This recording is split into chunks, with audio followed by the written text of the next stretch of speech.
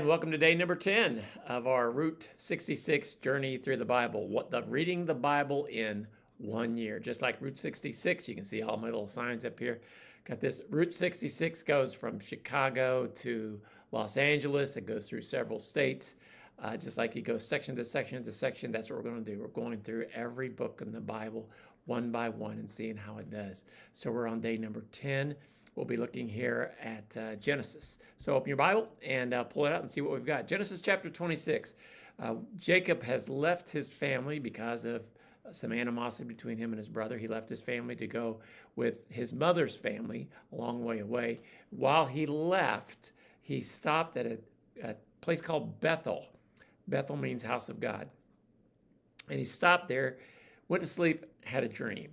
And in his dream, there was a ladder that went all the way up to heaven, and angels were ascending and descending on it.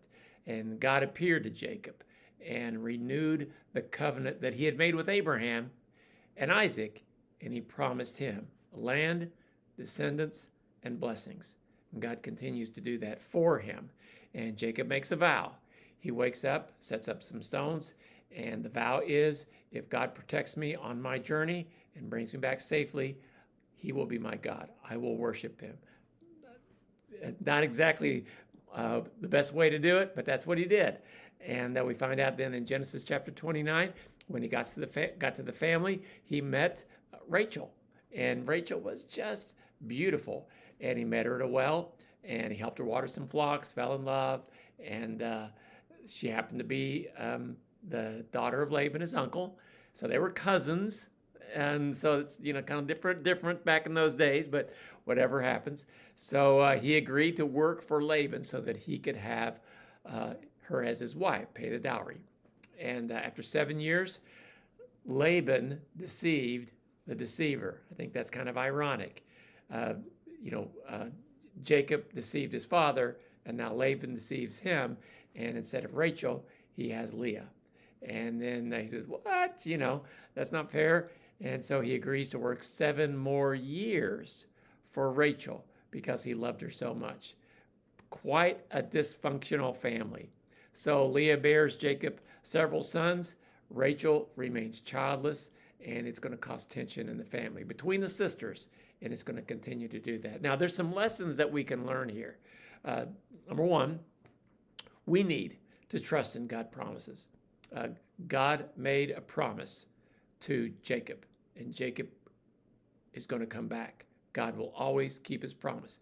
Roundabout way, we're going to find out, crazy journey that he's on, but God keeps his promise. Just as God promised to protect and bless Jacob, he promises to guide and care for you. Second, God uses imperfect people. Jacob was a deceiver, a polygamist. He had some problems. He had a bad past. He had a bad future at this point, and God still chooses to work through him. This teaches us that God can use anyone, regardless of their flaws, to fulfill his plans. And we want to be a clean vessel, a good vessel for God to use, but God will use imperfect people. And another lesson is the patience and perseverance. Jacob was willing to work 14 years to marry Rachel. He loved her. Shows his patience, his perseverance. When you have a goal, and his goal was to marry the woman of his dreams.